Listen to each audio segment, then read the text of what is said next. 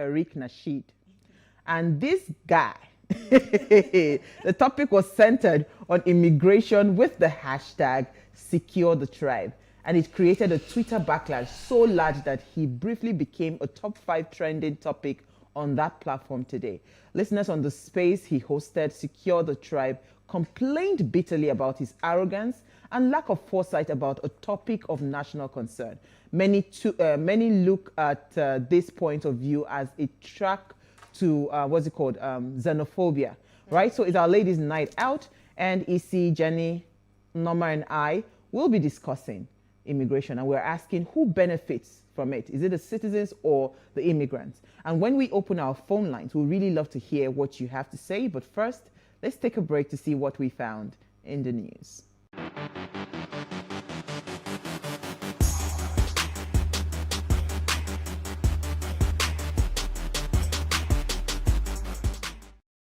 You are still watching Ways. Now, National Chocolate Cake Day celebrates the cake more people favor.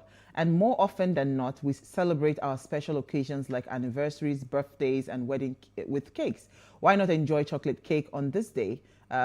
According to Dover Post, the chocolate cake was born in 1765 when a doctor and a chocolate maker teamed up in an old mill. They ground up cocoa bean between huge milestones to make a thick syrup, and the liquid was poured into molds shaped like cakes, which were meant to be transformed into a beverage. So I'm a chocolate lover. Any day, anytime, I'll take my chocolate cake. Who else is with me on this table?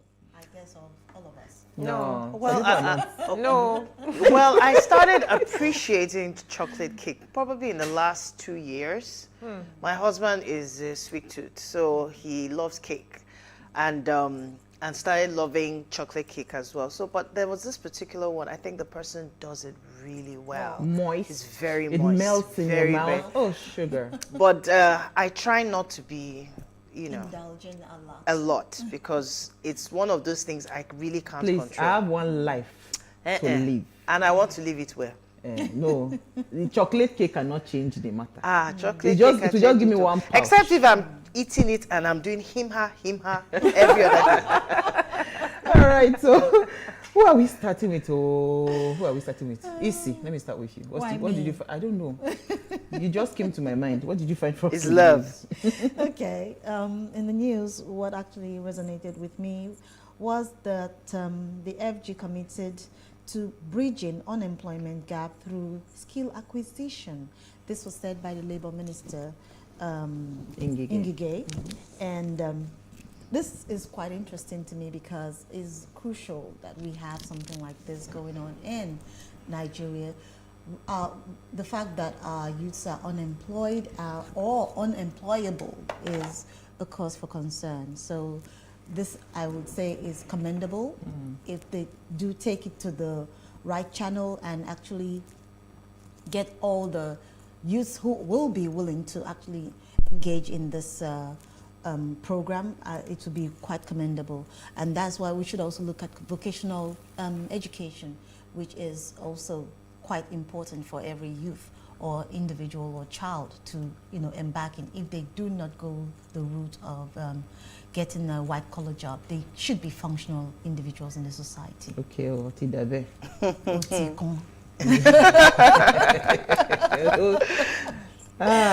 So that's my take. Jennifer doesn't have story for us today. No. So Norma, what did you find for us in the news today? Okay, so I found interesting and updated the news from the Punch newspaper about a robbery on a bullion van. So let me just read it. Robbers hijacked bullion van and cut away with undisclosed amount in Delta. Now the report says that fierce-looking armed robbers, unknown men, have allegedly attacked a bullion van belonging to a yet-to-be-disclosed bank.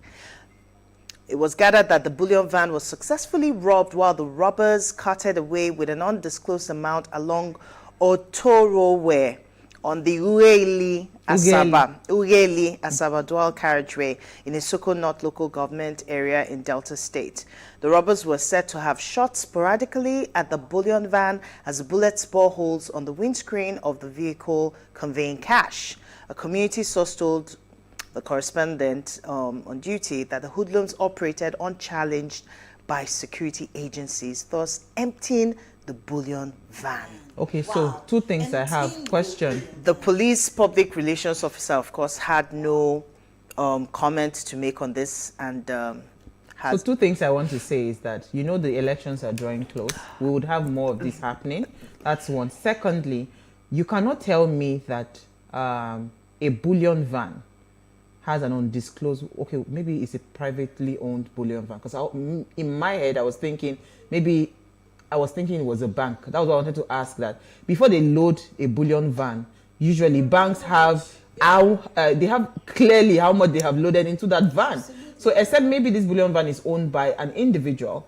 If not, you are supposed to know how much. They stated that it's a bank, but they did not disclose. They didn't disclose the So bank, if it is a bank, how can you tell and me that they you don't know didn't the amount? disclose the Not amount. disclose- yeah, So, you can't well, disclose let's the say amount. that it's still an unfolding case. Sorry. But it's interesting because my thoughts went in that direction. I said, okay, bullion van, More of this. an undisclosed amount of money, and we don't know the source, and 2023 is around It's the just corner. around So, the corner.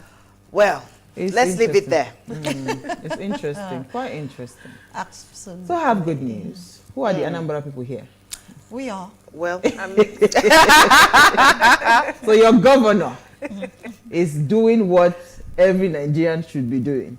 It says, Soludo. Innocent will be maker of my official vehicle. Wow. Yes, the Anambra State Governor-elect, Professor Chukwuma Soludo, has said that as a strategy to promote local brands, his official vehicles will be locally made by Innocent Vehicle Motors. Soludo stated this during his interaction with the members of the Transition Committee. He emphasized that there was not going to be any ceremony on his inauguration day. You know, so he's getting kudos to work yes, immediately. kudos to him, because again, you spend money on those inaugurations party, and again, we are empowering other economy by not promoting our own. Peugeot died in Nigeria, right?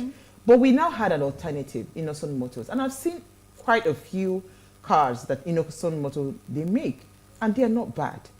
See, all they need is more patronage, more money. They would improve on the quality of the look and feel. But in terms of, is the car functional? Yes. And again, because he is a governor, they will do the special bulletproof cars and all of that. They can fabricate to your taste. It will be customized. It will be customized. So why are we not promoting our own? Because sometimes when I hear our president or people in government say, buy Nigeria to grow Nigeria, they are not leaving. You're just playing lip service, because if you truly want to buy Nigeria to grow Nigeria, it doesn't matter where that Nigeria is coming from. If it's coming from the west, from the east, wherever, go and source that Nigerian and buy that Nigerian. You know, some motors have big buses. They have cars, salon cars. They have the trucks. They have everything. They have sedans. So why as do we well. still have government convoys in this country that carry the big international brand names, when we have a local brand that we want to grow? If the other governments in other countries did what we are currently would we doing. even find their, because there's nothing stopping Innocent from exporting their cars tomorrow. It just depends on how much they have grown, right? So let us take cue from what Professor Charles Soludo has done, and let's see more government promoting. If you say you don't want to buy Igbo man car, go and build an assembly plant in your And own have site. If you are yours. from the north, build your own. If you are from the east, if you are from the west, build your own. But let us promote our own. I Yes. think it's Yeah. very Well said. commendable Well for said. him to do that, right? I think Innocent also needs to step up. They have stepped up, Norma, from where they started. You need to see the current crops of cars that they have now. It's not this thing. Awesome. They So also- if they did have the they right did- support, they did, give gifts to somebody in one of the reality Yes, shows. now. So That's the car that they that use. if they have the right it's support, not I so think that bad. they can, because All we it's need- about time that we turn around things for And Nigeria. stop playing lip service. So congratulations again to the people of Anambra State. And Yeah. thank you, Mr. Governor-elect, for this move, it is the right thing to do. Absolutely. All right, we'll take a break now. I want to talk immigration. Stay with us. We'll be right back.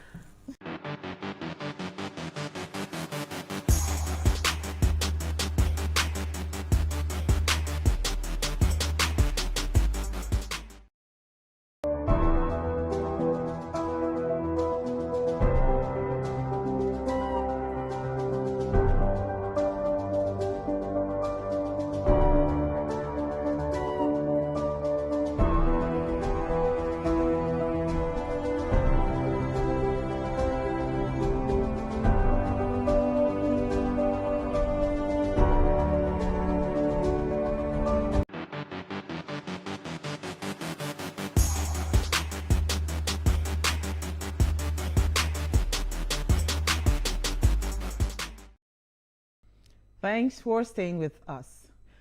Immigration fuels the economy. When immigrants enter any labor force, they increase the productivity and they also increase the productive capacity of the economy and raise the GDP.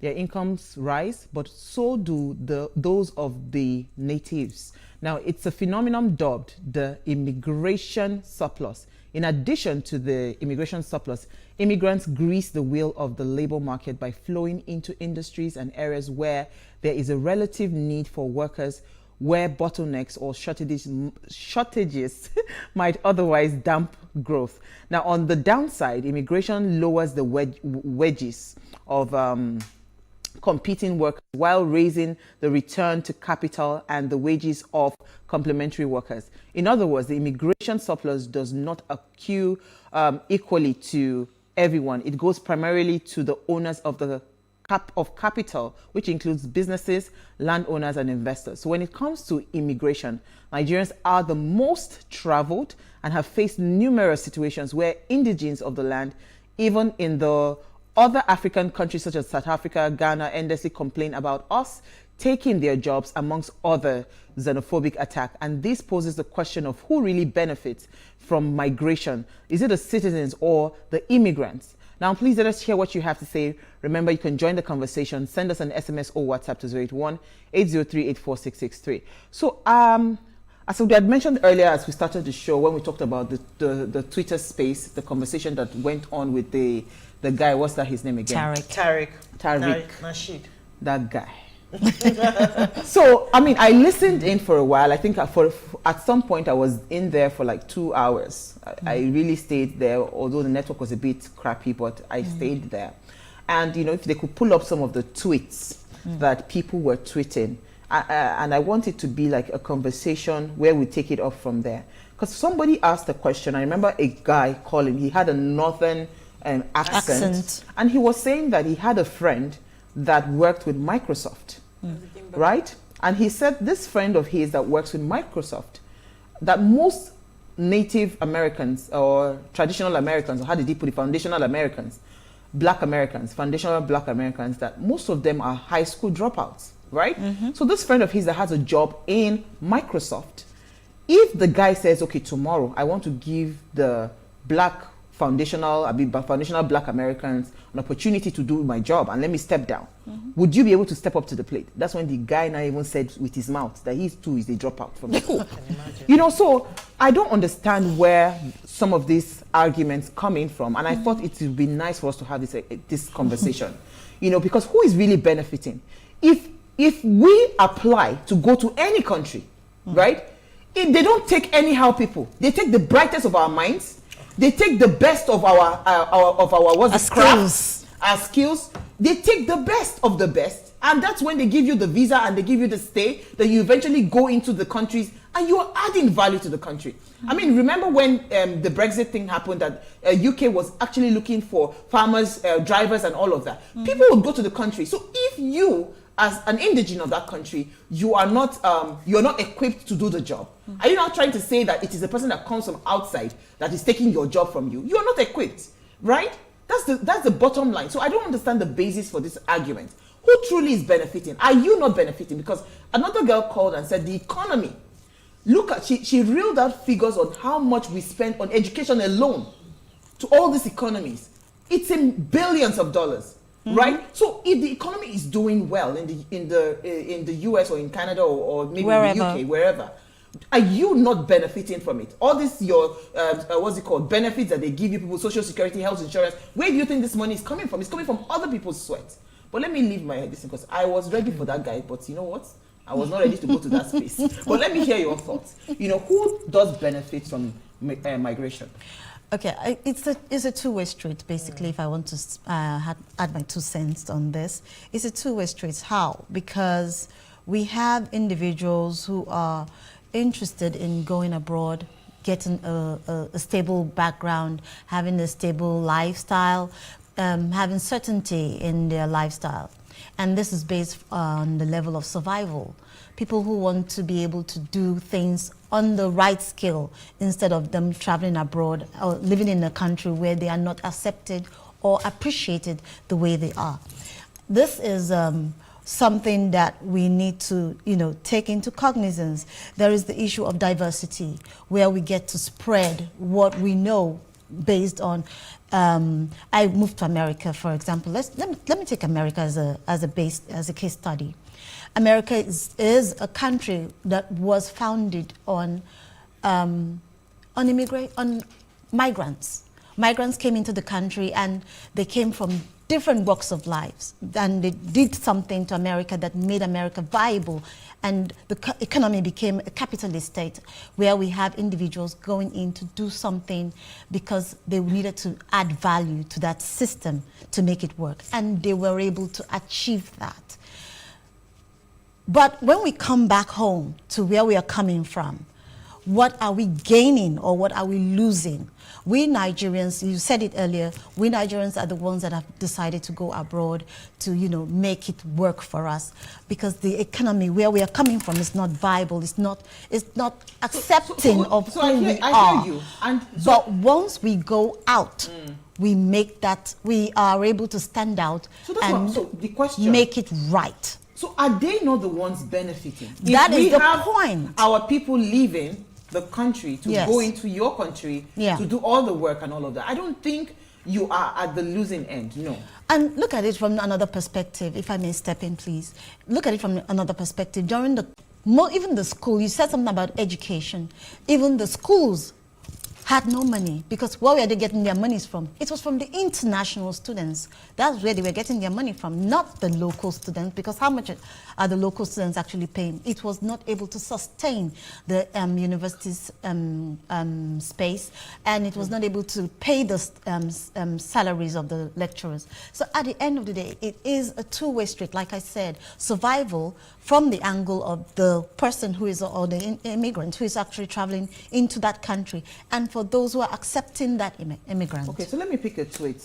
I think this was from Rovale, because I did a bit of screenshot of some of the tweets. This guy says, in Ghana, it says Nigerians are dominating our music industry. That's the complaint that Ghanaians are having. Yeah. South Africa, they say Nigerians are collecting our jobs and women. Then Black American says Nigerians are collecting our jobs. Then this guy say you never see anything yet. He say you could eat passport office, steal the food today, because more people will still go. Yeah. There's another interesting tweet I wanted to read. Someone says, okay, Tariq and Co haven't seen anything yet. They listen, It says in the next 3, 4, 5 years, lots of Nigerians/Africans will come to every tech job. If they like, they should not improve. They should continue dropping out. We are coming to take all their jobs. This is, part of the conversation. Yes. So I want to come to Jennifer. Yeah. The world has changed as we know it, and a lot of things are happening. You can actually be in Nigeria and be working for an international company abroad. It's no longer even physically even visiting anybody's country. Yeah. As long as you have that expertise, that they are looking for, they will fish you out from whatever hole you're hiding, right? So tell me, how do you think this would impact this narrative that people come into your country to take your jobs, when I can even sit in my house and get those jobs myself? I think, first of all, what we need to address is the mindset of these people from these countries, because for you to say people are coming to your country to take your jobs, I find it very laughable, because even in Nigeria, we have people moving from Cotonou coming down to Nigeria. I remember growing up, I was living in Port Harcourt with my aunt, and a lot of the cooks and the chefs and the drivers that we had in Cameroonians. those, Cameroon, Cotonou, Ghanaians. and they were so good at their jobs. I think they were so good that these Nigerians and even the white people who were living in that area were not employing Nigerians. And you can't complain as a Nigerian. Because if you feel they are taking your jobs, then you need to step up. You scale up. It's So the as simple problem as that. is you're not going to school, Yeah. you're not putting in the work, and you are complaining. Do you know how much it takes for us Nigerians to actually get jobs in Nigeria alone, not to talk of abroad? I know how many people right now who are trying so hard to get remote jobs because obviously it pays well.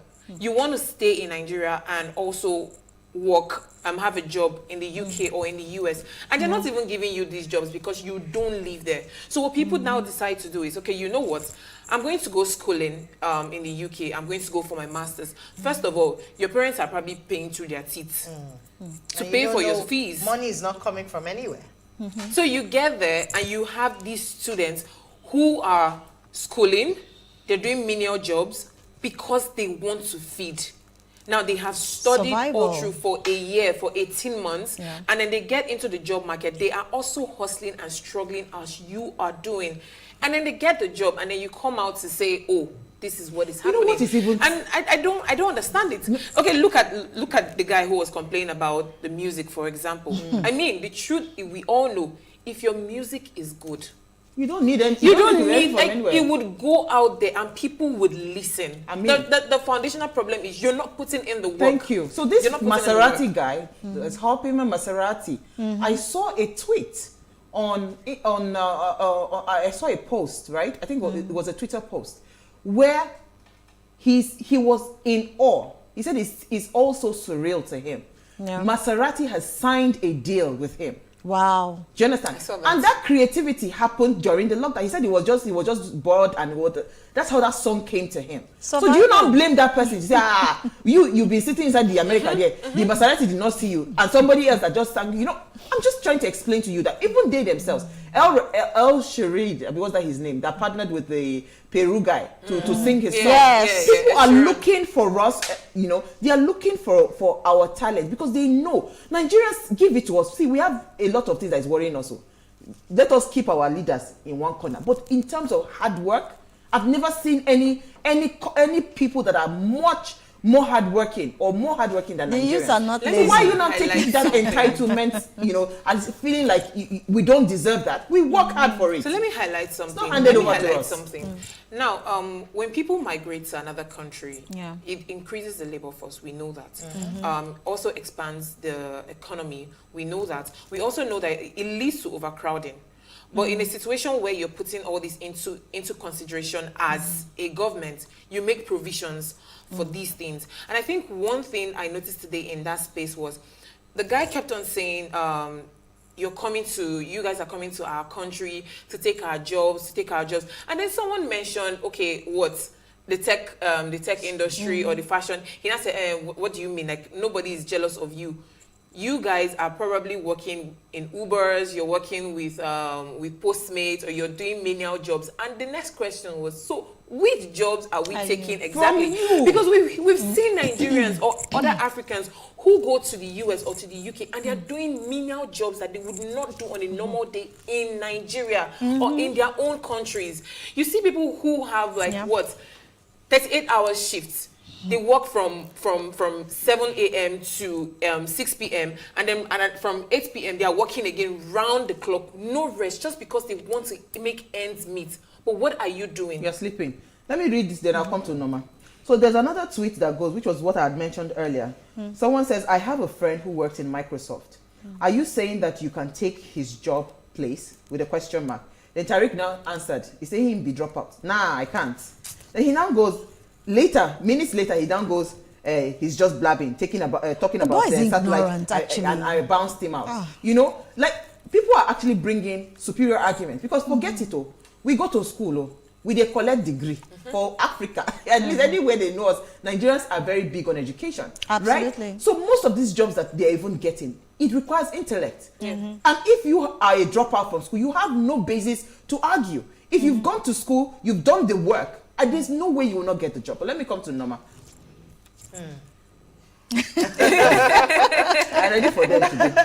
I think they're just entitled. I was just going to say that I guess a majority of the issue that happens, you know, there's something that a mentor of ours used to say, and he said that you wouldn't know that something is, how does he say it again? The line is crooked. Crooked until you put a straight line to it. So here you are getting privileges from your government, getting different things, you know, social security, they pay you something just basically taking care of the citizens. Yeah. But these other people have come from a mindset where you are your own government. If you don't sit up, if you don't work hard, you are on your own. So basically, you're going to put in the work. Now, in the process of putting in that work, success comes at some point because Nigerians have such an amazing, what's the word? That they have, Succeed. So if they put their mind to anything, they will accomplish it. And we have that sense of accomplishment when they can't even hide it. They will showcase what they have. Now, you realize that all of a sudden, who is this person? You feel entitled because your government pays attention to you. Yeah. This person works hard and earns to be able to have a sense of Belonging. achievement and belonging, right? So at the end of the day, this entitlement will definitely come to the fore because it seems like this person is taking over your space. So some of these countries where, for this young man who is complaining, Tariq and his soldiers that are complaining about these things, what are you doing differently to attract what these people, seeming people, migrants, are accomplishing? If, in my opinion, because the topic says who benefits from migration, right? I feel that governments accomplish a whole lot because you are bringing a lot. Is it in terms of resources, both human and material resources, because you're going to bring your money if they are using the route of schooling. You're going to bring, if it's work, you're going to have you're going to bring money. You're going to bring money. You have to have enough. They need to, like you rightly said, they only want to attract the kind of people that boost their economy. Yeah. So you are taking literally the best. We talked a few weeks ago or something. At the end of the day, you are working hard to have your own accomplishments. Yeah. And it becomes a problem because when he benchmarks where he is and where you are, there are two different levels. And it's a problem that will continue until people have a mind shift where you know that nobody owes you anything. If you don't put in the work, if these people have to leave their countries, because don't forget that they have family members that are waiting for them. They were blaming everybody else but themselves for their problems. And some other guy, I think Hai Sinto or something, he says, Tariq, a high school dropout, believes Olayinka Olutoye, who led a team of fatal surgeons to remove a sacrococcygeal tumor in a 23-week-old fetus, left Lagos to take his job at the Texas Children's Hospital. This was a question. He's taking your space. How can you say people are taking your jobs? Nobody's taking your job. The job is available there for whoever that is qualified. America is not even like Nigeria where they look face till they employ. They look at your credibility. They look at your competence. If you have not developed competence, you dropped out of school, you are not complaining. If we were to answer this question, who benefits from migration? My brother, now they benefit. You should be shaking Nigerians' hands for coming into your country to do the job that you refuse to do, right? Instead of attacking, we attack ourselves too much. I give it to Nigeria. In other African countries, most of them are lazy, right? Let's be realistic and honest with ourselves. And because, again, most of these people have this entitlement. They feel like this is Nigerians, we've been raised to know that you are, like Norma rightly said, you are your government. Alone. So whenever we go to anywhere, we're not thinking of what to get. We're thinking of how do I add value to be able to get value back in return, right? So how can you sit there and now continue to complain and lament when you have not done your homework? It's just so bizarre. I don't understand how people think. Today I was really in shock. Well, another thing you need to understand is this. Yes, it's okay for us to feel that it was kind of bizarre for him to think the way he did, but it's a thing of perspective. He's looking at it from his perspective, basically, which is a thing of 6 and 9. He feels that he's entitled to it. He should be entitled to what he wants, but has he done what he's supposed to do? We all know that from an ignorant point of view. Very ignorant. That is already cast in stone. We already In fact, when he said it was the high understand school dropper, that was when I logged off. Look. You know what? Let's take a break. We need to open our phone line. I just logged off. Stay with us. We'll be right back.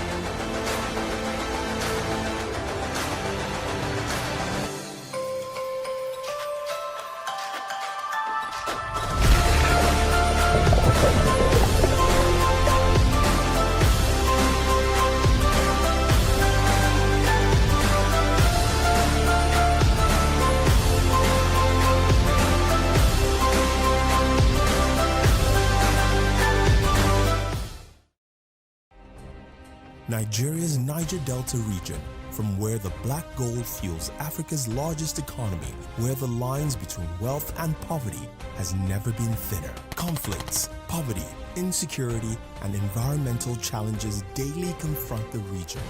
How can the Niger Delta story be changed for the better? Join Mamude Akuga at 9 p.m. every Friday evening on PlusTvAfrica as he probes deep in search of solutions. Inside the Niger Delta with Mamude Akuga, the authentic voice of Nigeria's oil-rich region.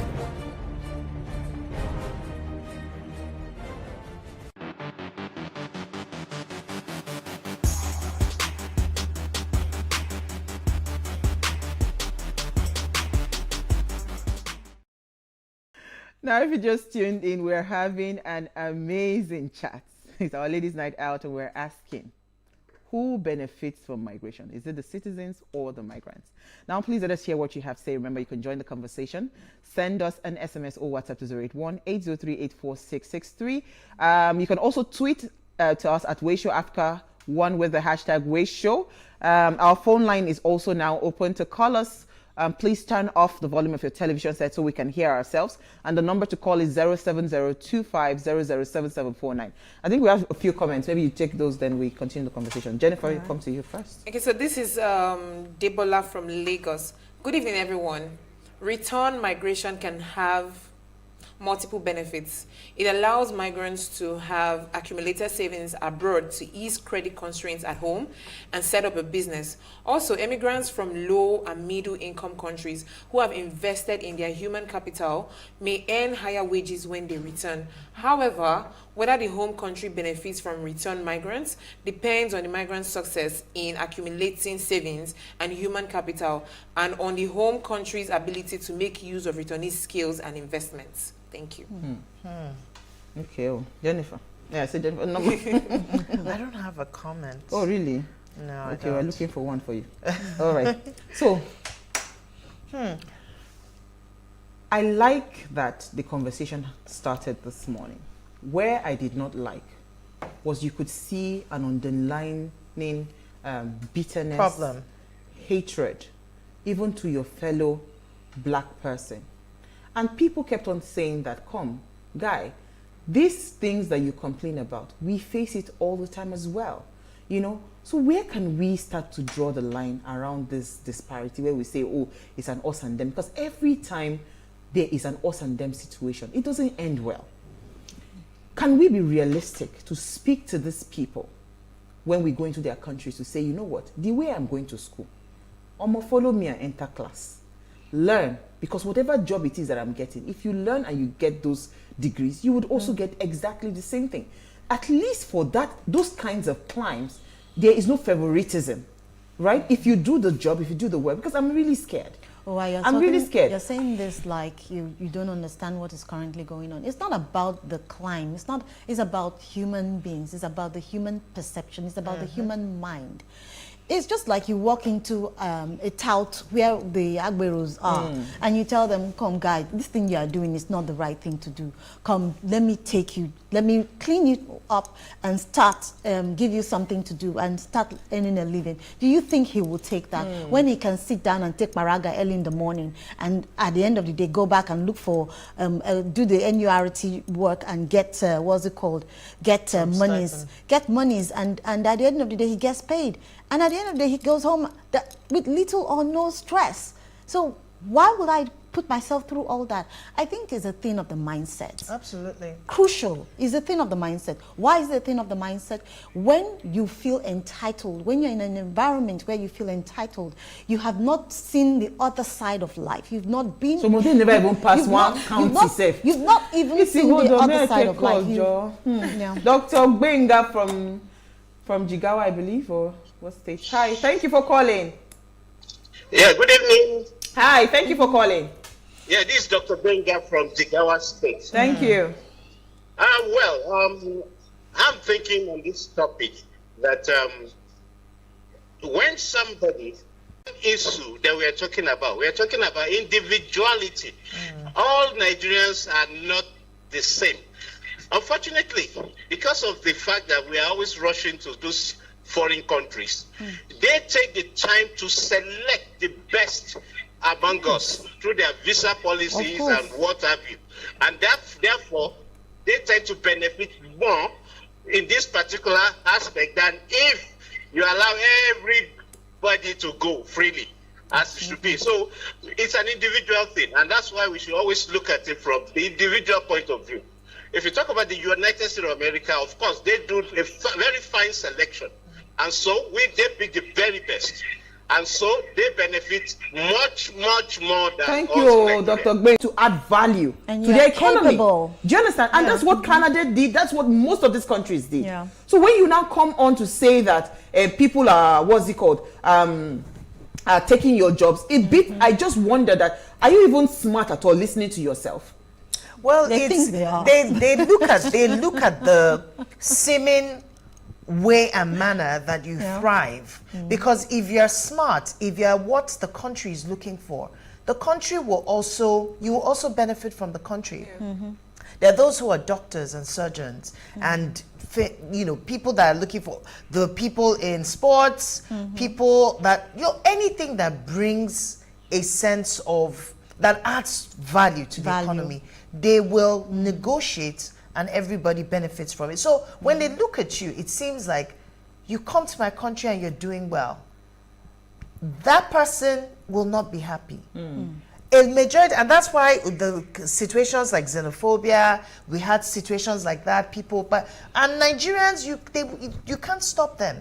They are going to keep going. Let me take I think Dr. Mike from Abuja. This is why we're having plenty doctors. Because you people know you are the biggest culprit in this migration matter. But thank you, Dr. Mike from Abuja. Oh, thunder! Oh, shoot. He needs to turn it down. Oh, you need to cut it off. Sorry. Okay. Are you there? Oh. Sorry, we say turn off the volume of your television set, please, because we cannot hear ourselves. It's actually interesting. It's actually interesting where we hear these kinds of things. The thing just beats my imagination. Remember there was a time, when I think it was early 90s when we had Ghana Must Go. Yes. Because there was an influx of a lot of Ghanaians who were doing what they were cooks, they were tailors at the time. It was in the 80s. Late 80s, early 90s as well. 80s. Okay. Solid 80s. Correct me if I'm wrong. Yes. However, we came to a point where we also felt that, this inwards. And they started head offices in Ghana. Yes. Okay, let's take more comments. Okay. Let's see your number. Okay, so I have this one.